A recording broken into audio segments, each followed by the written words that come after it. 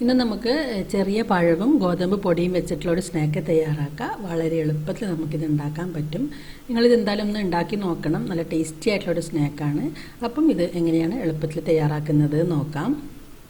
ഇതിനു വേണ്ടി ഞാനിവിടെ 2 ചെറിയ പഴം എടുത്തിട്ടുണ്ട്. അപ്പോൾ ഈ ഒരു 2 ചെറിയ പഴവും നമുക്കൊന്ന് മിക്സിയുടെ ജാറിലിട്ട് അടിച്ചെടുക്കണം. ആദ്യം നമുക്കിതിനെ ചെറിയ കഷ്ണങ്ങളാക്കി ജാറിലേക്ക് ഇട്ട് കൊടുക്കാം. ഇനി ഇതിലേക്ക് ചേർക്കുന്നത് ശർക്കരയാണ്. ഞാനിവിടെ 2 ആണി ശർക്കര നന്നായിട്ട് പൊടിച്ചെടുത്തിട്ടുണ്ട്.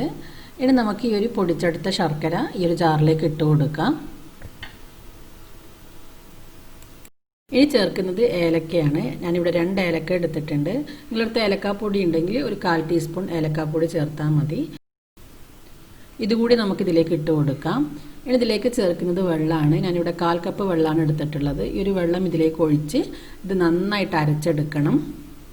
അപ്പോൾ ഞാനിവിടെ പഴവും ശർക്കരയും നന്നായിട്ട് അരച്ചെടുത്തിട്ടുണ്ട്. ഇതൊരു ബൗളിലേക്ക് ഒഴിച്ചു കൊടുക്കാം.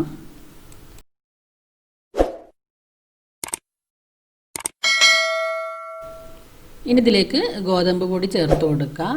ഞാനിവിടെ 1 കപ്പ് ഗോതമ്പ് പൊടി എടുത്തിട്ടുണ്ട്. ഈ ഒരു ഗോതമ്പ് പൊടി ഇതിലേക്ക് ഇട്ട് കൊടുക്കാം. ഇനി ചേർക്കുന്നത് റവയാണ്. ഒരു 1/4 കപ്പ് റവ നമുക്കിതിലേക്ക് ചേർത്ത് കൊടുക്കണം. ഞാനിവിടെ വറുത്ത റവയാണ് എടുത്തിട്ടുള്ളത്. നമ്മുടെ ഈ ഒരു സ്നാക്ക് പുറമേ നല്ല ക്രിസ്പി ആയിട്ടുള്ള ഒരു സ്നാക്കാണ്. അപ്പം ഇതിന് വേണ്ടിയിട്ട് നമ്മൾ ചേർക്കുന്നത് റവയാണ്. ഈ ഒരു സ്നാക്ക് ഒന്ന് ക്രിസ്പിയായി കിട്ടാൻ വേണ്ടിയിട്ട് ചേർക്കുന്നത് റവയാണ്. അപ്പം 1/4 കപ്പ് റവ കൂടി ഇതിലേക്ക് ചേർത്തിട്ടുണ്ട്. ഇനി ഇതിലേക്ക് ആവശ്യത്തിന് ഉപ്പും ഒരു 1/4 ടീസ്പൂൺ ബേക്കിംഗ് സോഡയും കൂടി ചേർത്ത് കൊടുക്കാം.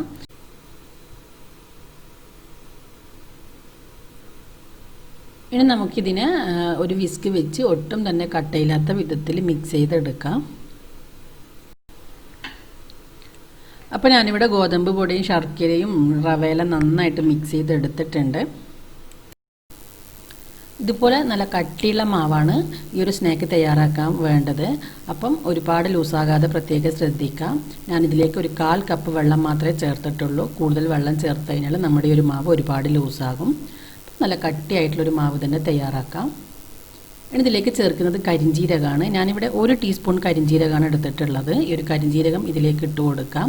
നിങ്ങൾക്ക് ഈ ഒരു കരിഞ്ജീരകം ചേർക്കുന്നത് ഇഷ്ടമില്ലെങ്കിൽ ഒഴിവാക്കാം. ഈ ഒരു കരിഞ്ജീരകം ചേർത്തതിന് ശേഷം നന്നായിട്ടൊന്ന് മിക്സ് ചെയ്ത് കൊടുക്കാം.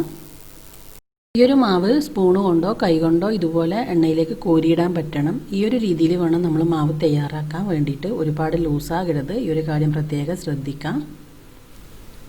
ഇനി ഇതിനെ ഫ്രൈ ചെയ്തെടുക്കാം. ആദ്യം പാൻ വെച്ച് പാൻ നന്നായി ചൂടായി വരുന്ന സമയത്ത് ഓയിൽ ഒഴിച്ചു കൊടുക്കാം. ഇപ്പോൾ എണ്ണ നന്നായി ചൂടായി വന്നിട്ടുണ്ട്. ആദ്യം എണ്ണ നന്നായി ഒന്ന് ചൂടാക്കി എടുക്കുക. അതിനുശേഷം ഫ്ലെയിം ഒന്ന് കുറച്ച് വെക്കാം. കാരണം ഗോതമ്പ് റവയിലായതുകൊണ്ട് തന്നെ ഇത് ഉൾഭാഗമെല്ലാം നന്നായിട്ട് ഫ്രൈ ആയി വരാൻ വേണ്ടിയിട്ട് കുറച്ചധികം സമയം എടുക്കും. അതുകൊണ്ട് തീ നന്നായി കുറച്ച് വെച്ചിട്ട് സമയം എടുത്തിട്ട് തന്നെ ഫ്രൈ ചെയ്തെടുക്കാം. അല്ലെങ്കിൽ ഇതിൻ്റെ ഉൾഭാഗം നമ്മൾ വിചാരിച്ച പോലെ വെന്ത് വരില്ല. ഇനി ഇതിന് നന്നായിട്ട് കളറെല്ലാം മാറി വരുന്ന സമയത്ത് നമുക്കിതിനെ തിരിച്ചിടാം.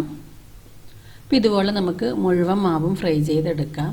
ഇത് ഫ്രൈ ചെയ്തെടുത്ത് കഴിഞ്ഞാൽ നല്ല സോഫ്റ്റായിട്ടാണ് ഈ ഒരു സ്നാക്ക് ഉണ്ടാകുക. പക്ഷെ നന്നായി തണുത്തതിന് ശേഷം നല്ല ക്രിസ്പി ആയിട്ട്, പുറമേ നല്ല ക്രിസ്പി ആയിട്ട് ഉള്ളിൽ സോഫ്റ്റായിട്ട് വരും. ഈ ഒരു സ്നാക്ക് നന്നായി തണുത്തതിന് ശേഷം കഴിക്കാനാണ് നല്ല ടേസ്റ്റ് ഉണ്ടാകുക. ചൂടോടുകൂടി കഴിക്കുന്നതിനേക്കാൾ കൂടുതൽ ടേസ്റ്റ് ഈ ഒരു സ്നാക്ക് നല്ലോണം തണുത്തതിന് ശേഷം കഴിക്കുമ്പോഴാണ്. അപ്പോൾ തീർച്ചയായും നിങ്ങളെല്ലാവരും ഇതൊന്ന് ട്രൈ ചെയ്ത് നോക്കണം. ട്രൈ ചെയ്ത് നോക്കിയിട്ട് ഇതിൻ്റെ ഫീഡ്ബാക്ക് അറിയിക്കണം. ഈ ഒരു വീഡിയോ ഇഷ്ടമായെങ്കിൽ ലൈക്ക് ചെയ്യാനും ഷെയർ ചെയ്യാനൊന്നും മറക്കരുത്. ചാനൽ സബ്സ്ക്രൈബ് ചെയ്തിട്ടില്ലെങ്കിൽ സബ്സ്ക്രൈബ് ചെയ്യാനും മറക്കരുത്.